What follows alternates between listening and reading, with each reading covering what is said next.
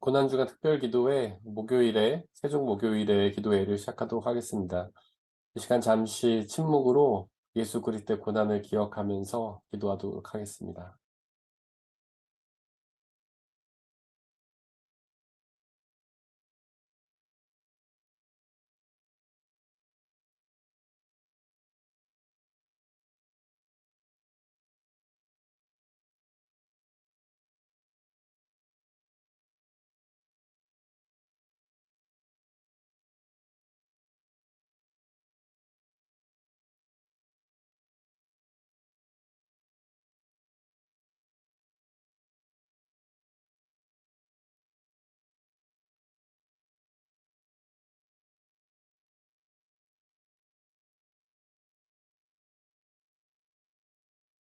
사랑과 은혜 하나님, 이 고난주간의 기간에 우리를 사랑하셔서 우리를 위해 십자가에 죽으신 예수님의 고난을 기억하며 이 모임을 갖습니다.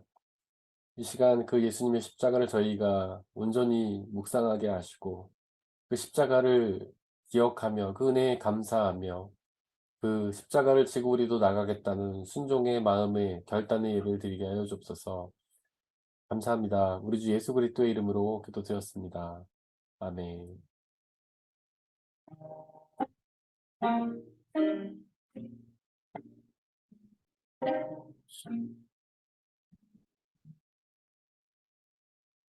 어디나 있었는가 그때에 주님을 십자가에 달릴 때 오, 오, 그때 떨려 떨려 떨려 어디다 있었는가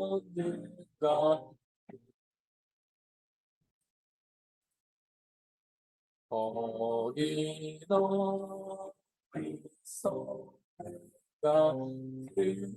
그때에 주님 그 나를 위해 달릴 때 어,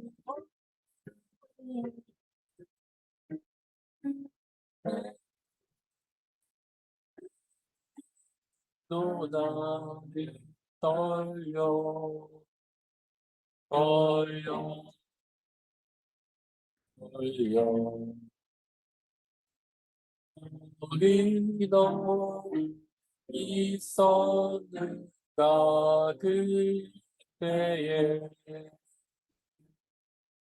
어디다 있었는가 그때에 해가 그 알을 비추는 때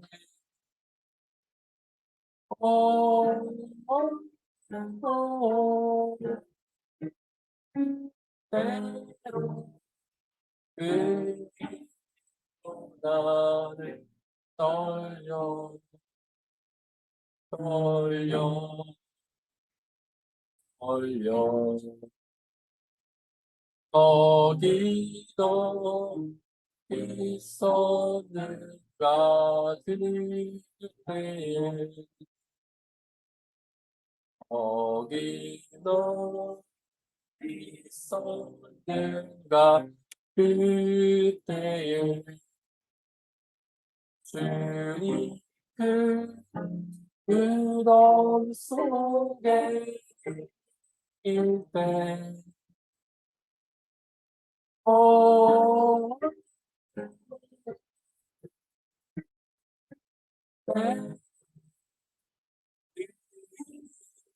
나를 떨려 떨려 떨려 거기도 있었는가 그때에 거기도 있었는가 그때에 주님 그 꿈에서 나올 때 어,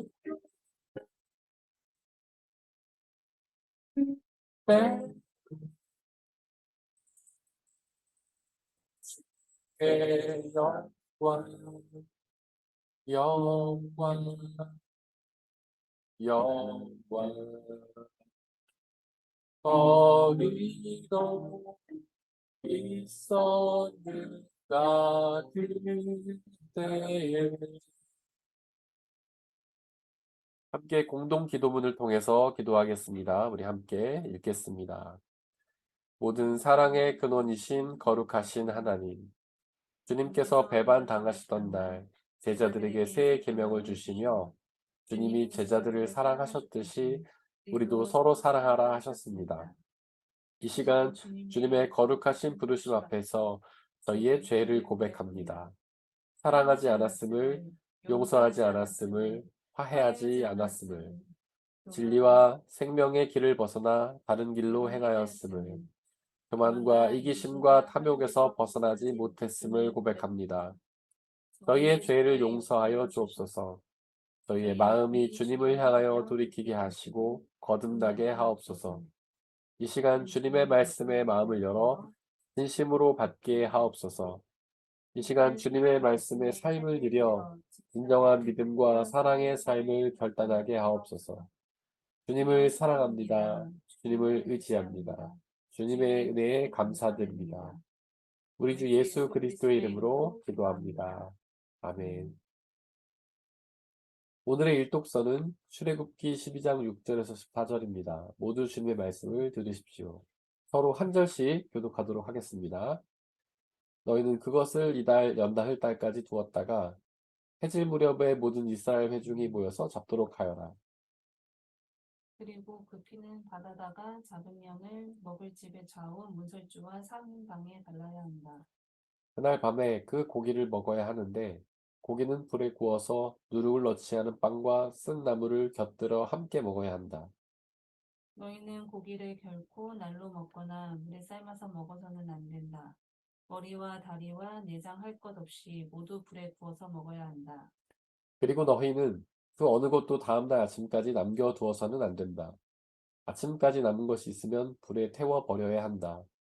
너희가 그것을 먹을 때에는 이렇게 하여라. 허리에 띠를 띠고 발에 신을 신고 손에 지팡이를 들고 서둘러서 먹어라. 유월절은 주 앞에서 이렇게 지켜야 한다. 그날 밤에 내가 이집트 땅을 지나가면서 사람이든지 짐승이든지 이집트 땅에 있는 처음 난 것을 모두 치겠다. 그리고 이집트의 모든 신을 벌하겠다. 나는 주다. 문틀에 피를 발랐으면 그것은 너희가 살고 있는 집의 표적이니 내가 이집트 땅을 칠 때 문설주에 피를 바른 집은 그 피를 보고 내가 너희를 치지 않고 넘어갈 터이니 너희는 재앙을 피하여 살아남을 것이다. 이날은 너희가 기념해야 할 날이니 너희는 이날을 주 앞에서 지키는 절기로 삼아서 영원한 규례로 대대히 지켜야 한다. 이것은 거룩하신 주님의 말씀입니다.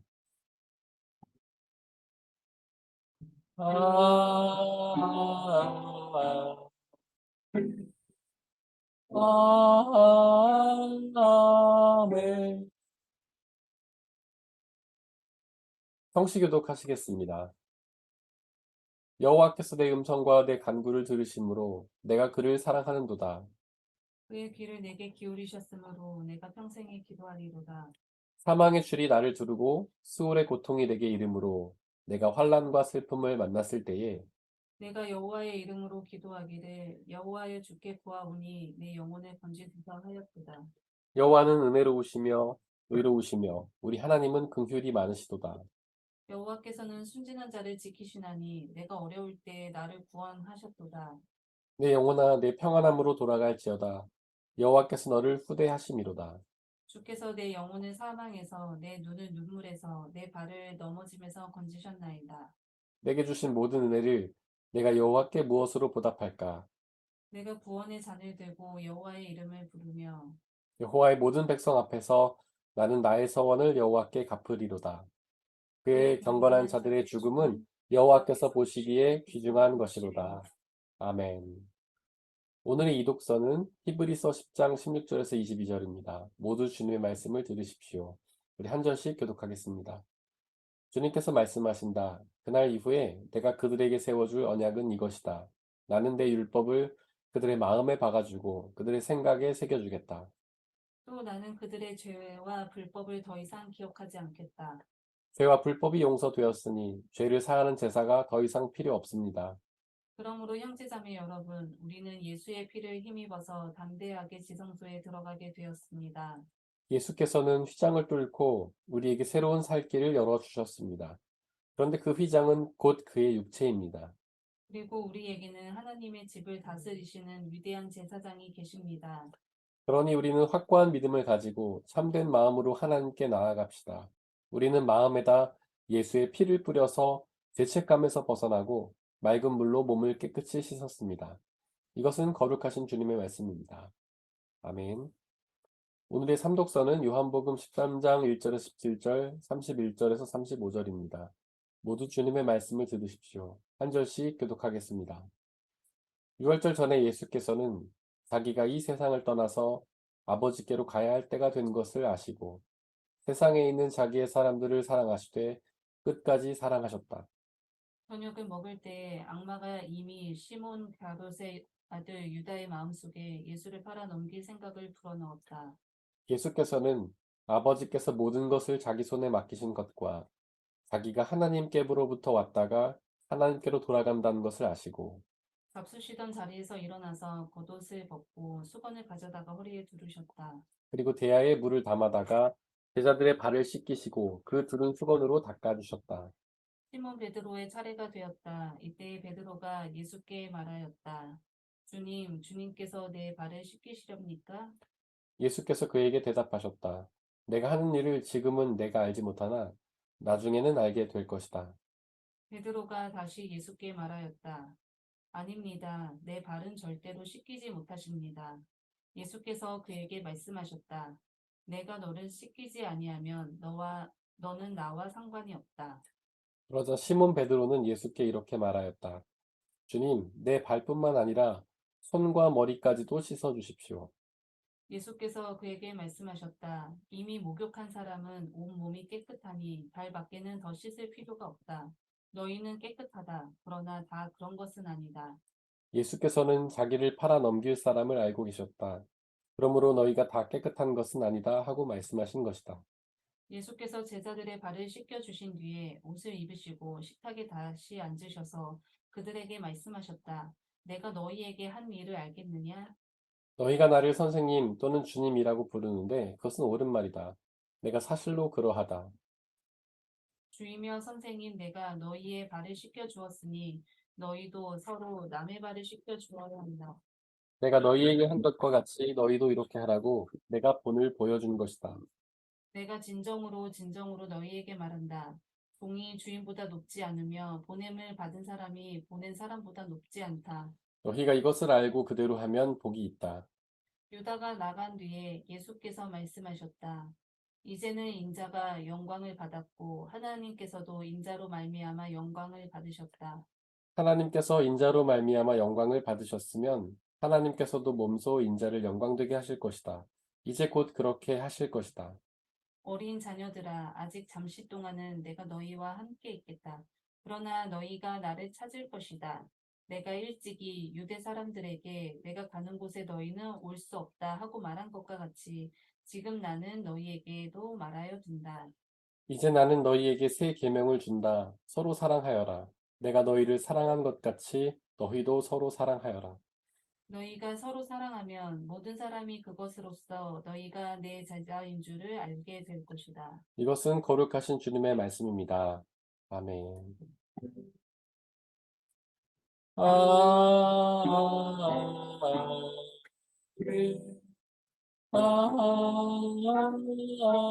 아멘. 이렇게 기도하고 주님의 말씀을 나누도록 하겠습니다. 우리 아버지 되신 하나님, 하나님께서는 우리를 사랑하셔서 이 온 우주 만물을 창조하셨고, 또 우리를 사랑하셔서 우리를 구원하시기 위해 이 땅에 오셔서 고난당하신 줄을 믿습니다. 이 시간 그 고난의 신비를 우리에게 말씀하여 주시옵소서. 우리는 험한 세상을 살아가면서 눈과 귀가 어두워지고 마음이 둔탁하여지고 또한 지혜가 없어서 그 말씀을 듣고도 깨달을 능력이 없지만 성령 하나님 이 시간 우리와 함께 계셔 주시고 하나님의 말씀을 우리에게 밝히 알려주시고 그것을 온전히 믿을 능력을 주시고 그리고 순종할 힘을 주셔서 우리가 그 말씀을 듣고 믿고 순종하여 말씀해 주시는 죄사함의 은혜, 영원한 생명 은혜 누릴 수 있게 역사하여 주시옵소서. 그냥 오직 말씀만이 드러나게 하시고 말씀을 방해하는 모든 세력들을 물리쳐 주시옵소서. 우리 주 예수 그리스도의 이름으로 기도드렸습니다. 아멘. 네, 오늘은 독일어로 하면 그린 돈너스탁이라고 하죠. 한국말로 하면은 성찬 목요일이라고 합니다. 바로 이 목요일에 예수님께서는 성찬을 제정하셨기 때문입니다. 오늘의 삼독서 2절에 보니까 예수님이 제자들과 함께 저녁 식사를 하십니다. 바로 이 저녁 식사를 성찬식으로 제정을 하신 것이죠. 오늘 본문에는 자세히 나와 있지 않지만은 누가복음 22장에 보면 예수님께서 성만찬을 행하신 그 모습이 자세히 묘사가 되고 있는데요. 그 22장 19절에 보면 이렇게 선포하십니다. 예수님께서는 또 빵을 들어서 감사를 드리신 다음에 떼어서 그들에게 주시고 말씀하셨다. 이것은 너희를 위하여 주는 내 몸이다. 이것을 행하여 나를 기억하여라. 그리고 20절에서 예수님은 이렇게 말씀하십니다. 잔을 그와 같이 하시고서 말씀하셨다.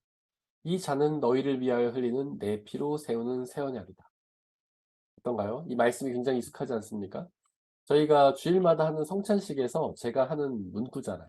제가 바로 이 말씀 그대로를 가지고 와서 그렇게 하는 것입니다.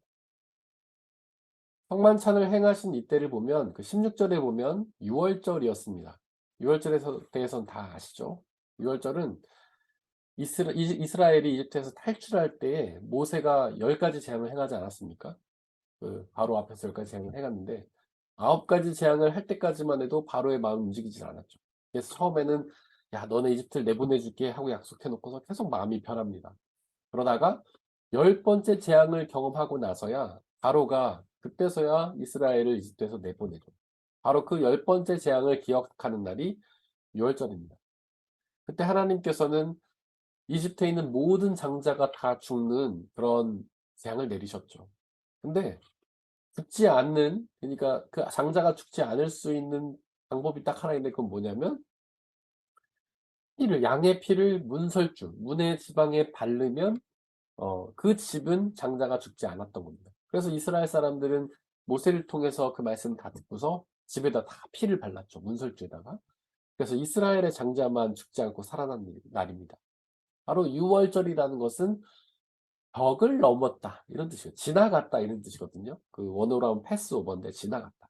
그러니까 죽음이 모든 집에 다 다다랐는데 그 피를 문설주에 바른 집만 그 죽음이 오지 않고 지나갔다. 그것을 기억하는 절기가 바로 유월절이라고 할 수 있습니다. 바로 유월절은 구원과 생명의 날이에요. 유월절을 통해서 이집트의 모든 장자가 다 죽었지만 이스라엘 장자는 죽지 않았잖아요. 그래서 이스라엘의 장자가 살아난 그 생명을 기억하는 날, 그것이 유월절이고요. 바로 그 사건을 통해서 또한 하나님께서 하나님께서 이집트 바로의 마음 움직여서 바로가 이스라엘을 내보내게 되죠. 그래서 바로 유월절 사건은 이스라엘에게는 구원을 받는 사건입니다. 어떤 이집트의 그런 억압과 피압 그 지배 속에서 벗어날 수 있는 구원의 사건이라고 할 수 있죠. 예수님께서는 바로 이 유월절에 성만찬을 행하셨습니다. 즉 바로 성만찬은 생명과 구원을 의미하는 날이라는 것이죠. 바로 성만찬을 행함을 통해서 우리가 하나님으로부터 영원한 생명을 얻고 그리고 성만찬을 행함으로써 구원을 얻는다는 의미가 성만찬의 의미가 담겨 있다는 것이죠. 혹시 성만찬을 행함을 통해서 구원을 얻고 생명을 얻는다는 이야기가 좀 이상하게 들리시나요? 우리는 보통 예수님을 믿어야만 구원을 얻고 생명을 얻는다고 생각하잖아요. 근데 왜 제가 성만찬을 행해야지 생명을 얻고 구원을 얻는다고 말을 했을까요? 이건 제가 만들어낸 이야기가 아닙니다. 성경에 기록하고 있어요. 바로 예수님께서도 아주 직접적으로 그 얘기를 하고 계십니다. 요한복음 6장 53절에서 58절까지 이렇게 예수님 말씀하세요. 제가 읽어드릴 테니까 한번 잘 들어보시기 바랍니다. 예수께서 그에게 말씀하셨다. 내가 진정으로 진정으로 너희에게 말한다. 너희가 인자의 살을 먹지 아니하고 또 인자의 피를 마시지 아니하면 너희 속에는 생명이 없다. 내 살을 먹고 내 피를 마시는 사람은 영원한 생명을 가지고 있고 마지막 날에 내가 그를 살릴 것이다. 내 살은 참 양식이요 내 피는 참 음료이다. 내 살을 먹고 내 피를 마시는 사람은 내 안에 있고 나도 그 사람 안에 있다. 살아계신 아버지께서 나를 보내셨고 내가 아버지 때문에 사는 것과 같이 나를 먹는 사람도 나 때문에 살 것이다. 이것은 하늘에서 내려온 빵이다. 이것은 너희의 조상이 먹고도 죽은 그런 것과는 같지 아니하다. 이 빵을 먹는 사람은 영원히 살 것이다. 아주 이 본문에서 여러 번 예수님 반복해서 말씀하시죠. 바로 내 살을 먹고 내 피를 마시는 사람이 영원한 생명을 얻는다. 내 살을 먹고 내 피를 마시는 사람이 구원을 얻어서 마지막 날에 하나님 나라에 들어가게 될 것이다. 아주 여러 번 반복해서 이야기하고 있지 않습니까? 성찬은 그런 거예요. 뭐 깔뱅 쪽에 그 장로교단 쪽에 있는 분들은 좀 기념설, 성찬을 기념하는 것이다라고 이야기하기도 합니다.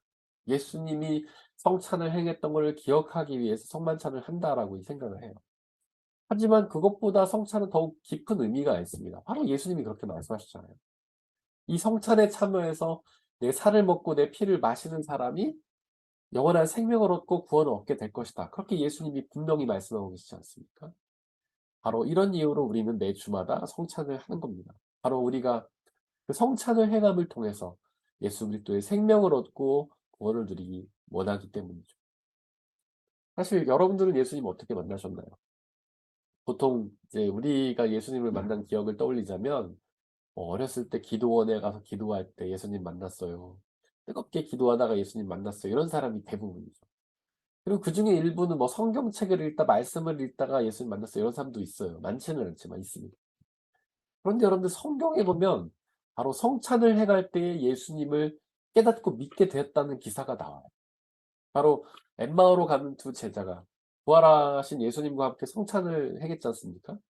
근데 그전에는 그분이 예수님인 거를 몰라 봐요, 이 제자들이.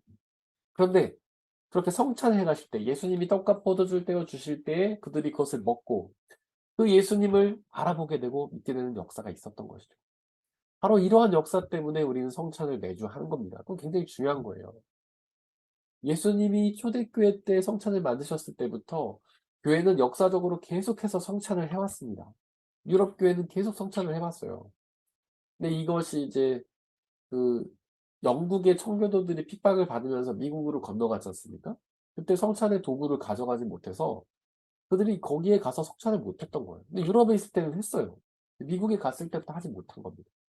그 미국에서 그 성찬의 도구도 가져가지 못하고 예배 예식서도 가져가지 못했기 때문에 거기서 성찬 없는 예배를 드리게 됐거든요. 그리고 우리나라는 미국 사람들의 전도를 받지 않았습니까? 그래서 성찬이 없는 예배를 전해받았기 때문에 우리는 원래부터 성찬이라는 걸 하지 않는다고 생각을 했던 거예요. 1 년에 뭐 많아야 1-2 번, 3-4번 그렇게 한다고 생각을 했던 거죠. 근데 여러분들 그렇지 않아요. 교회는 역사적으로 계속해서 예배 시간마다 성찬을 해 왔습니다. 그것은 예수님 때부터 쭉 그렇게 이어져 왔던 거예요. 한국교회에서도 예전 예배 운동이라는 거를 지금 해요. 이제 저희 교회도 참여를 하고 있는데 그게 이제 "예배에서 성찬을 회복해야 된다."라는 겁니다. 종교개혁 시대에 이제 중세교회 때에 성찬을 매주 행하기를 했는데 이제 중세교회가 타락할 때 성찬이 좀 변질이 됐어요. 어떻게 변질됐냐면 사람들에게 떡은 주는데 잔을 안 주는 거예요. 그리고 성직자들만 떡과 포도주를 해 가고 성도들은 떡만 먹었어요. 그게 왜 그러냐면 권위주의를 내세운 거죠. 성직자들은 거룩한 하나님의 종이니까 떡과 포도주를 다 먹고 평신도들은 그렇지 못하니까 떡만 먹어 이렇게 됐던 겁니다. 그래서 종교 개혁자들이 종교 개혁을 일으키면서 했던 것 중에 하나가 성찬의 회복이 굉장히 중요한 화두였어요. 우리 종교개혁자 마틴 루터가 종교개혁을 일으키기 약 100년 전에 그 체코, 뭐 그때는 보헤미아였지만 체코 프라하의 종교개혁자인 얀 후스. 그 얀 후스는 성찬을 회복을 했어요. 그래서 자기 교회 공동체에서는 성도들에게도 떡과 포도주를 다 줬습니다. 그랬다가 화형을 당하죠, 얀 후스가. 그러면서 얀 후스가 인제 한 말이 "내가 지금 죽지만 100년 뒤에 백조가 나타나서 종교개혁을 완성할 거다." 막 그런 말을 했는데 뭐 우연인지 필연인지 주님의 뜻인지 뭐 알 수는 없지만 우리는 주님의 뜻이라고 고백할 수 있겠지만 야누스가 죽은 지 100년 뒤에 루터가 태어나서 종교개혁을 완성합니다. 루터의 종교개혁이 아주 중요한 것도 성찬의 회복이었어요. 그 루터가 뭐 종교개혁하면서 여러 가지 일들을 했죠. 뭐 그 말씀을 자국어로 회복하기도 하고 그리고 성직 제도를 권위적인 것을 타파시키기도 하고 뭐 그런 것도 했는데 그다음에 성경책을 번역하기도 했는데 루터가 했던 중요한 일 중에 하나는 바로 양형성찬을 회복한 일이었어요. 근데 종교개혁 세력과 가톨릭이 막 전쟁을 일으켰어요. 그래 가지고 100년 뭐 30년 전쟁이 일어나죠. 근데 그때 가톨릭 세력하고 개신교 세력이 사실 비등비등했어요. 근데 문제가 뭐냐면 개신교는 두 개로 갈라져 있었다는 거예요. 루터파와 깔뱅파로. 그래서 루터파와 깔뱅파가 만났어요. "야 우리 이러면은 전쟁에 지니까 힘을 합쳐야 되지 않겠냐." 그래 갖고 그 헤센의 영주 필립이 사는 마부르크 성에 모였어요. 루터파의 대표인 멜랑스턴 그리고 깔뱅파의 대표인 츠빙글리 이렇게 만나 가지고 서로 토론을 했어요. 그래 갖고 10 가지 사안을 놓고 서로 합의를 봤어요. 그 1 번부터 9 번까지는 다 합의를 이뤘는데 마지막 10 번에서 합의를 못 이뤘어요. 그 10 번이 뭐였냐? 바로 성찬식이었어요. 루터파는 성찬을 온전히 회복해야 된다. 성찬은 예수 그리스도께서 성령의 임재로 임재하시는 사건이다. 그래서 성령의 임재로 그 떡과 포도주가 정말 예수님의 몸과 피가 되기 때문에 이것을 먹으면 우리가 그분의 살과 피를 먹고 마시는 것이다. 그렇게 주장했어요. 근데 찌빙글리는 뭐라고 얘기해요? "아니야. 그것이 예수님의 몸과 피가 아니야. 그냥 기억하는 거야. 그래서 그걸 먹고 마시는 것은 별 의미는 없어. 그냥 예수님의 그 기습을 기억하기 위해서 하는 거야." 그렇게 주장을 한 거죠. 그래서 그 마지막 하나 때문에 합의를 보지 못하고 결국 개신교 세력이 갈라졌다가 가톨릭한테 패배하는 그런 일이 일어났습니다. 그만큼 성찬식은 종교계에서 아주 중요한 화두였어요. 요즘 예배학자들이 말합니다. 현대 예배가 문제가 많다고 그들이 얘기를 해요. 일단 문제가 뭐냐면 예배의 중심이 하나님이 아니고 사람에게 있어요. 우리 예배를 보세요. 뭔가 찬양이 화려하게 드려지는 예배. 물론 하나님께서도 화려한 찬양을 기뻐하시겠지만 그거는 사람에게 감동을 주는 거예요. 사실 찬양이 화려한 것이 하나님 기뻐하시는 게 아니라 우리의 마음이 진심으로 담겨져야 하나님 원하시죠. 그리고 뭐 예배 시간에 뭐 조명 틀고 그다음에 뭐 광고 영상 보고 그리고 설교의 핵심이 다 사람의 마음에 감동을 주는 거에 집중을 해 있다는 거예요. 그래서 요즘 예배학자들은 뭐라고 하냐면 "예배의 청중이 사람이다. 그게 문제다." 이렇게 얘기를 해요. 예배의 청중 하나님이셔야 된다는 거죠. 우리가 하나님 앞에 온전히 드려진 예배를 드려야 된다는 거예요. 예수 그리스도만을 기억하는 예배가 돼야 된다는 거예요. 우리의 마음과 우리의 기분을 그냥 감동 주고 편안하게 하기 위한 그런 예배가 아니라 예수 그리스도를 진정으로 기억하고 높여 드리는 예배가 돼야 한다는 거예요. 그러기 위해서 중요한 게 뭐냐? 예배학자들은 그렇게 말합니다. 바로 성찬을 회복해야 한다. 성찬 중에 예수 그리스도의 몸과 피를 먹고 마신 의식을 통해서 그 예수 그리스도의 죽으심과 부활을 기억하고 그것을 믿고 그리고 그렇게 먹고 마신 행위를 통해서 예수님의 몸과 피가 우리 안에 들어와서 영원한 생명을 이루고 구원을 이루는 그 성찬식 그것이 회복돼야 한다. 그렇게 예배학자들은 말하고 있습니다. 또한 이 세족 이 그린 돈너스타 이 목요일을 아까 제가 첫 번째로 성찬 목요일이라고 한다고 말씀드렸죠. 예수님께서 이 목요일에 성찬식을 제정하셨기 때문입니다. 두 번째로 이 목요일을 세족 목요일이라고도 합니다. 왜냐하면 예수님께서는 목요일에 성찬을 제정하신 것뿐만 아니라 세족식을 제정하셨기 때문이에요. 여러분들 우리가 기독교 안에 여러 성례가 있는데 예수님이 제정하신 성례는 딱 두 가지입니다. 성찬식과 세족식. 사실 세례는 예수님 만드신 게 아니에요. 원래 있었죠? 그래서 예수님도 세례를 받으셨잖아요, 세례 요한에게. 예수님이 만드신 예식은 성찬식과 세족식이에요. 그리고 예수님께서 그것을 행하라고 우리에게 말씀을 하셨죠. 그래서 우리 교회에서는 성찬식과 세족식을 해야 됩니다. 성찬식은 모일 때마다 예수님이 하셨어요. 그러니까 우리는 모일 때마다 합니다. 하지만 세족식은 특별한 경우에 하는 거예요. 그래서 원래 전통적으로 교회에서는 1 년에 한 번씩 세족식을 했는데 언제 했냐면 바로 세족 목요일에 했습니다. 아마 코로나 전에 이 고난주간 특별 기도회에 참석해 보신 분은 아마 아실 텐데, 우리가 옛날에 이 고난주간 특별 기도회 할 때 교회에서 세족식을 했잖아요. 그래서 제가 예배 끝나고 이렇게 발 씻어 드리고 그랬었는데, 이제는 이제 독일 교회가 목요일에 보니까 이분들도 모여서 예배를 드려요. 근데 예배를 드리고 막 특별한 예배를 드리기 때문에 공간을 저희가 빌릴 수가 없어요. 그래서 안타깝게도 교회에서 함께 모여서 예배를 드리지 못해서 저희가 세족식을 해갈 수가 없습니다. 그것이 굉장히 안타깝게 생각합니다. 세족식의 장면이 오늘의 삼독서에 아주 자세히 그려지고 있습니다. 그래서 그 장면을 보면서 세족식의 의미를 한번 살펴보려고 합니다. 예수님이 왜 세족식을 만드셨고, 세족식을 통해서 우리가 무엇을 배워야 하는가, 그것을 한번 나눠보려고 합니다. 4절에 보니까 예수님이 식사를 잡수시던 중간에, 잡수시던 자리에서 일어나서 발을 닦아 주시기 시작합니다. 원래 이스라엘의 문화상 식사 전에 발을 씻어야 돼요. 언제 발을 씻어야 되냐면 집에 들어갈 때 발을 씻어야 됩니다. 집에 들어가려면 입구에서 이렇게 종들이나 하인들이나 이런 사람들이 기다렸다가 들어온 사람들의 발을 씻어 주게 돼 있어요. 왜냐하면 이스라엘은 가 보신 분은 아시겠지만 사막지대잖아요. 그리고 굉장히 덥습니다. 그래서 사람들이 다 샌들을 신고 다녀요. 그냥 일반 운동화나 뭐 이런 거 신으면 너무 덥고 뭐 모래 차고 그래 갖고 신고 다닐 수가 없어요. 그래서 실내에 그 발을 갖고 그대로 들어가면 온갖 먼지가 다 붙어 있는 그 발로 가야 되기 때문에 반드시 집에 들어가기 전에 원래 발을 씻게 되어 있습니다. 그런데 왜 4 절에서는 잡수시던 중간에 그 자리에서 일어나서 예수님이 발을 씻어 주셨던 걸까요? 왜냐하면 아무도 서로의 발을 씻겨 주지 않았기 때문입니다. 원래 종이 있으면 하인이 있으면 종이나 하인이 발을 씻겨 주지만 그런 존재가 없다면, 그런 사람이 없다면 그중에 가장 낮은 사람이 발을 씻어 주게 돼 있어요. 근데 아마 예수님의 제자들 사이에서는 서로 높고 낮음에 대한 서열 정리가 잘 안 된 것 같습니다. 우리 이야기에서도 알잖아요. 예수님이 이렇게 예수님한테 어떤 엄마가 찾아와 가지고 자기 아들들, 예수님이 왕이 되시는 그날에 한 명은 우의정 한 명은 좌의정 삼아 달라고 얘기하지 않습니까? 그러니까 높은 자리에 앉게 해 달라는 거거든요. 그러니까 제자들 사이에 서열 다툼이 있었던 거는 맞지만은 이게 정리가 잘 안 된 것 같아요.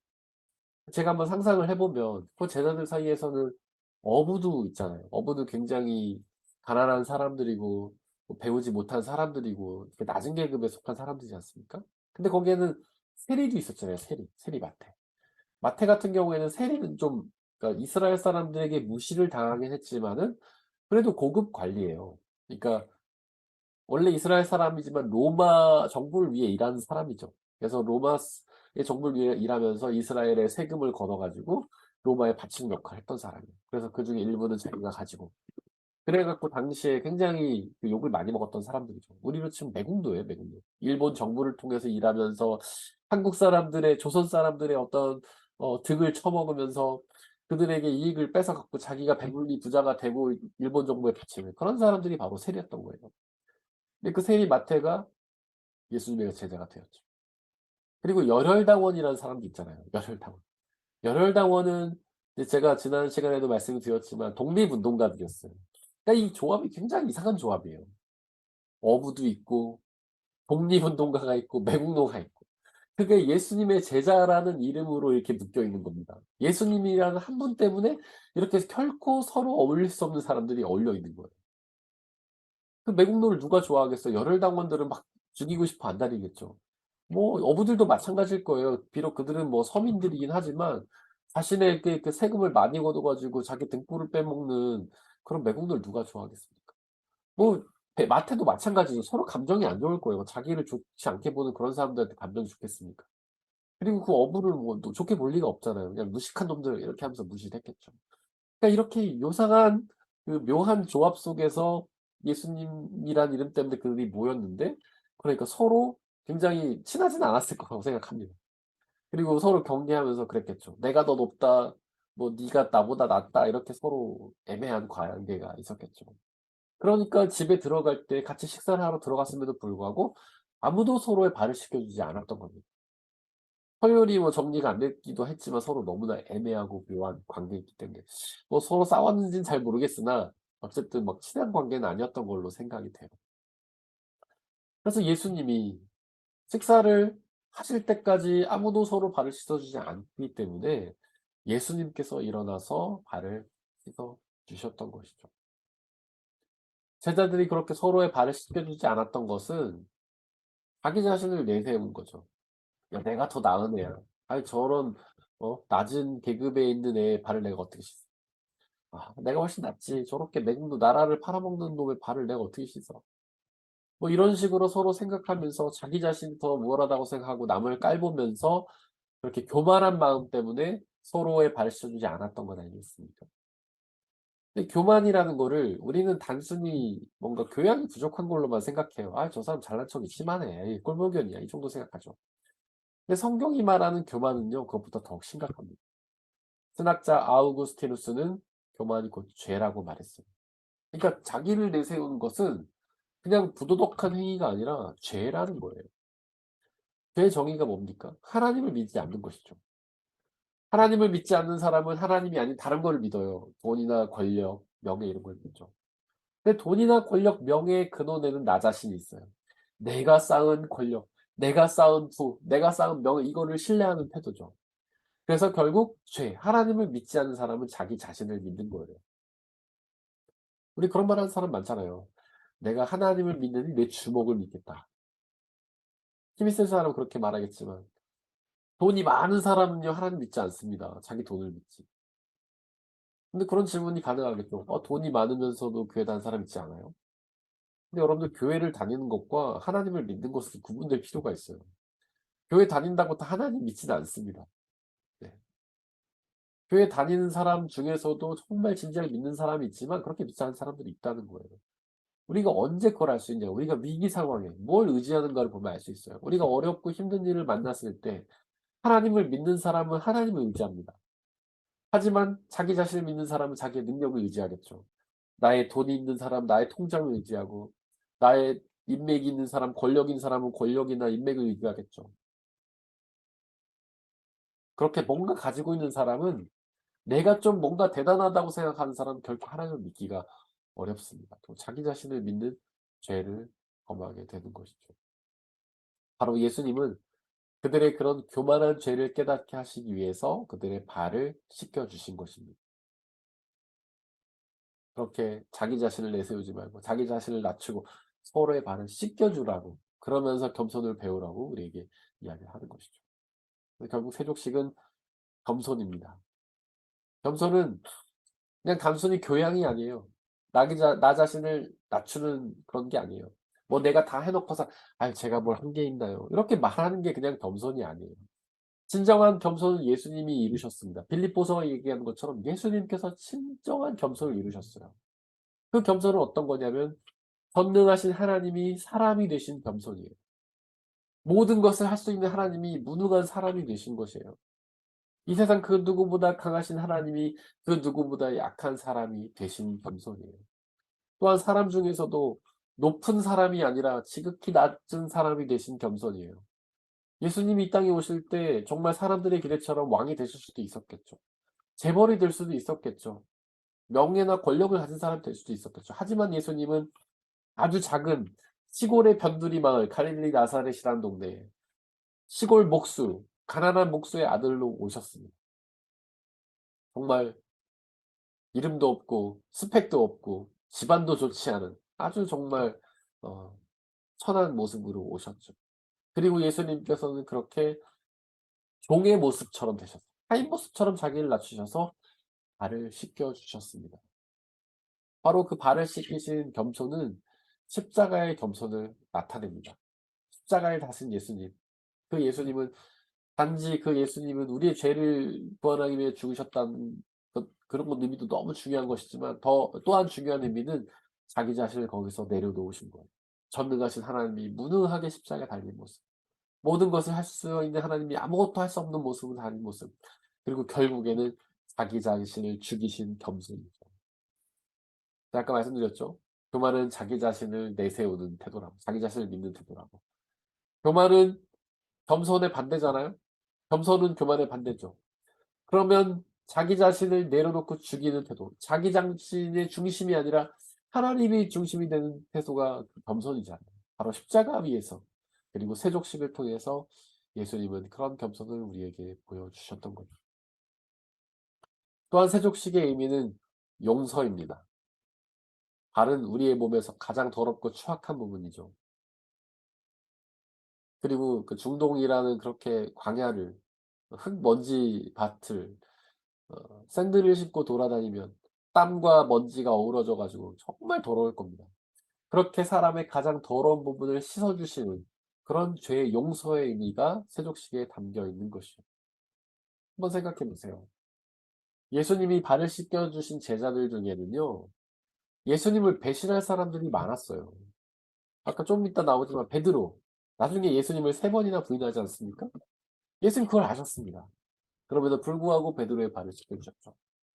그리고 예수님은 그 제자들이 당신이 십자가에 달리셨을 때 십자가에서 다 떠나고 외면할 것을 아셨습니다. 그럼에도 불구하고 그 제자들의 발을 씻었죠. 그리고 그 제자들 중에는 가룟 유다가 있었잖아요. 21절에 기록된 것처럼 예수님은 가룟 유다가 자신을 배반할 걸 미리 아셨지만 그의 발까지도 씻어 주십니다. 즉 예수님은 그의 죄를 이미 그때 용서하신 거예요. 가룟 유다가 잘못을 하기도 전에, 가룟 유다가 예수님을 배반하기도 전에 예수님은 그를 이미 용서하시고 그의 발을 씻어 주신 것이에요. 예수님은 우리가 죄를 짓기 전에 이미 우리 죄를 용서하셨습니다. 그렇잖아요.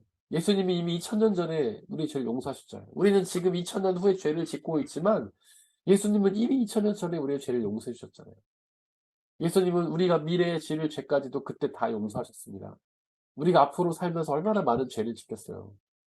우리는 끊임없이 수도 없이 하나님을 의심하고 불신하고 불평하고 원망하지 않습니까?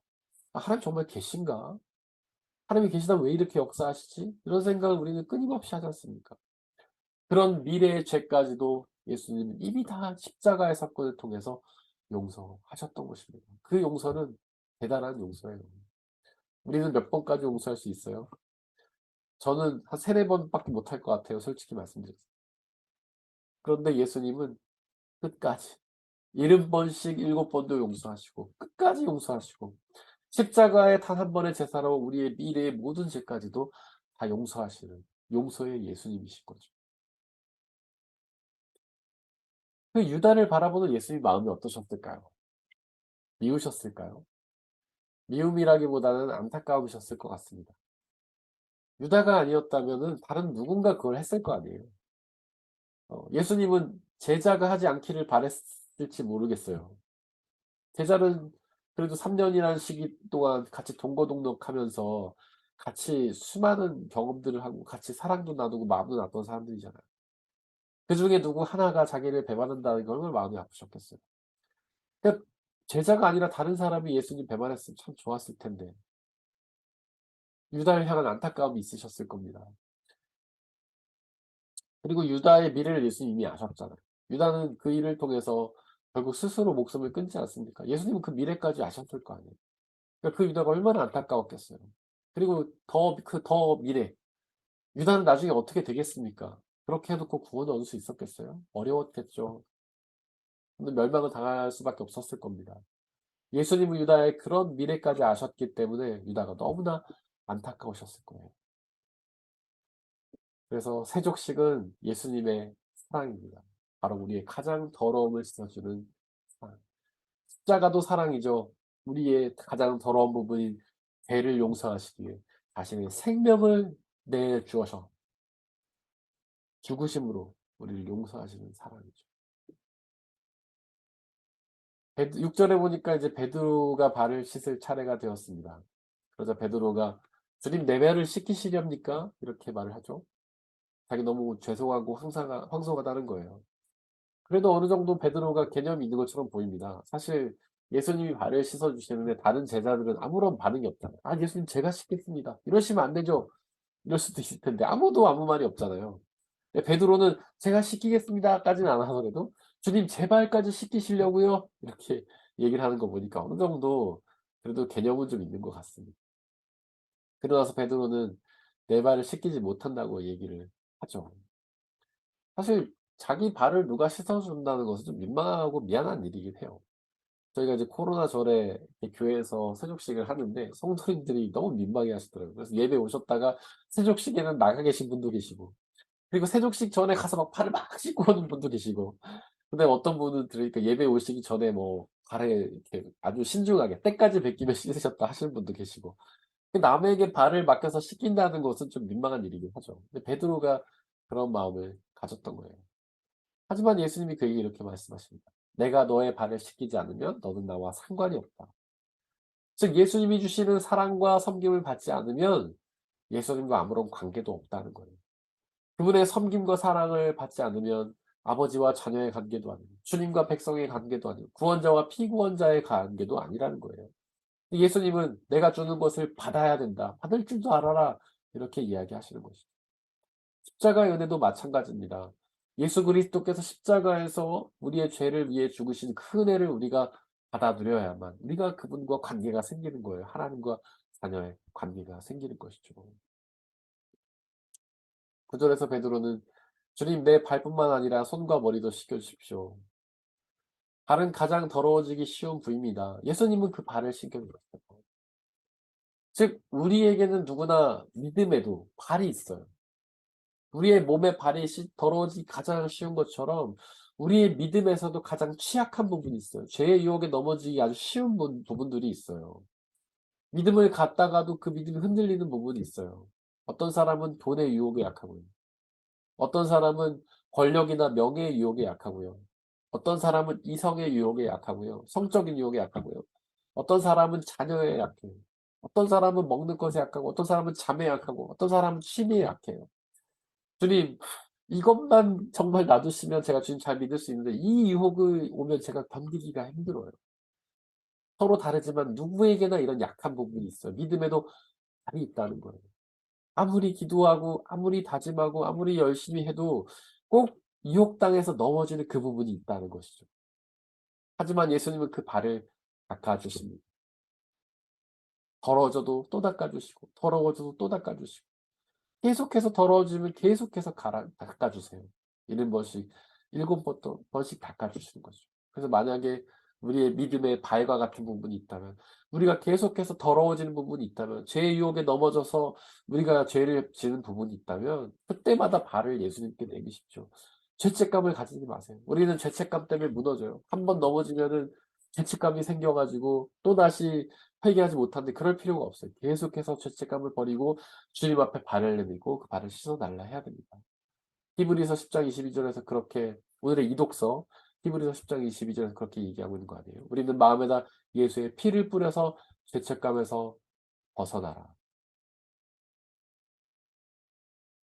그리고 예수님은 14절에서 그렇게 말씀하십니다. 주이며 선생님 내가 너희의 발을 씻겨 주었으니 너희도 서로의 발을 씻겨 주어라. 그러니까 서로의 교만함을 내려놓고 겸손한 마음으로 서로를 섬기고 그리고 상대방의 연약한 부분, 상대방의 넘어지는 부분을 정죄하고 비판하고 손가락질 하는 것이 아니라 그들의 그 잘못된 부분을 덮어주고 이해하고 용납하라는 주님의 말씀입니다. 그러나서 이어서 이렇게 말씀하십니다. "내가 너희에게 새 계명을 주노니 서로 사랑하라. 내가 너희를 사랑한 것 같이 서로 사랑하라." 예수님은 바로 십자가와 세족식의 사건을 통해서 우리를 사랑하셨습니다. 우리도 그렇게 서로를 사랑해야 돼요. 예수님이 십자가에서 우리의 죄를 지고 죽으신 것처럼. 세족식을 통해서 자신을 겸손히 낮추고 상대방의 가장 더러운 부분을 씻어 줬던 것처럼 우리도 우리의 이웃을 그들의 잘못을 용서하고 이해해 줘야 되는 것이죠. 나 자신의 자존심을 내려놓고 겸손한 마음으로 나 자신을 죽이면서 그들을 사랑해야 한다는 것입니다. 그것이 바로 예수님이 우리에게 원하시는 방법입니다. 근데 이 모임이 마치면 여러분들은 여러분들의 가족들의 발을 씻겨 주시기 바랍니다. 저는 이미 아이들한테 얘기를 해 놨어요. "우리 모임 끝나면 내가 발을 씻겨 주겠다." 우리 애들이 너무 좋아하더라고요. 근데 뭐 다른 사람이 아니라 아빠가 씻어 준다니까 막 너무 좋아. 아내도 되게 좋아하고. 어쨌든 그렇게 우리가 교회 성도들끼리 원래 서로 발을 씻었으면 좋겠지만 그렇게 하지 못하기 때문에 여러분들이 가족들끼리 서로 발을 꼭 씻어 주시기를 바랍니다. 그리고 세종 목요일에 예수님은 이 사건이 마치신 뒤에 겟세마네 동산에 가셔서 기도를 드리셨습니다. 땀이 피가 될 정도로 간절히 기도하셨죠. 바로 그 기도를 처음에 시작하셨던 것은 이 고난의 잔을 피하게 해 달라고 기도하셨지만 결국 기도의 끝에 순종하게 해 달라고 기도하셨습니다. 우리도 그런 기도를 드리기 원해요. 물론 주님을 섬기는 일, 남을 위해 우리가 십자가를 지고 발을 닦아주는 일은 그들의 어떤 아픈 부분을 우리가 덮어주고 나 자신을 겸손히 낮추고 그들을 섬기는 일은 어렵고 힘든 일이지만 정말 이 잔을 피하게 해 달라고 기도하고 싶어도 어려운 일이지만 우리는 땀이 피가 되도록 간절히 기도하면서 결국 순종하게 해 달라고 그렇게 주님께 외쳐야 됩니다. 그렇게 순종함으로 나아가서 예수님처럼 십자가를 지고 이웃을 사랑하고 그들의 발을 닦아 주면서 그들을 겸손히 사랑하는 우리가 되기를 원합니다. 함께 찬양하겠습니다. 음.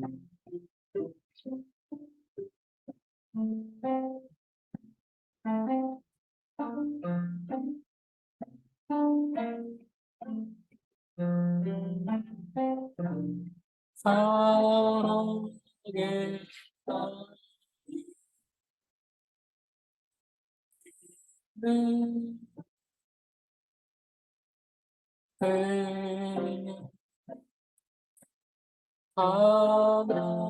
하나님께서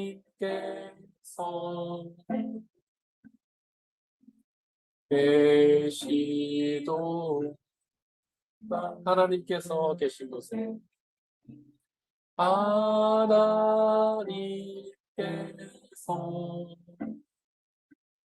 계신 곳에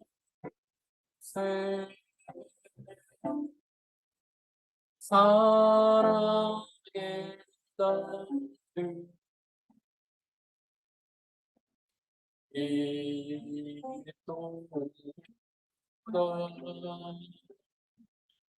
이 시간 함께 기도하길 바랍니다. 예수님이 겸손히 자신을 낮추시고 상대방의 가장 더러운 발을 씻겨주신 것처럼 우리도 서로의 발을 씻겨주며 그들의 아픈 부분을 덮어주고 우리의 교만함을 내려놓고 친정으로 그들을 섬기기 원한다고 이 시간 함께 기도하고 그리고 여러분들의 기도 제목으로 자유롭게 기도하겠습니다. 그리고 줌은 여기서 바로 닫도록 하겠습니다. 줌이 닫힌 후에 여러분들 개별적으로 기도해 주시기를 바랍니다.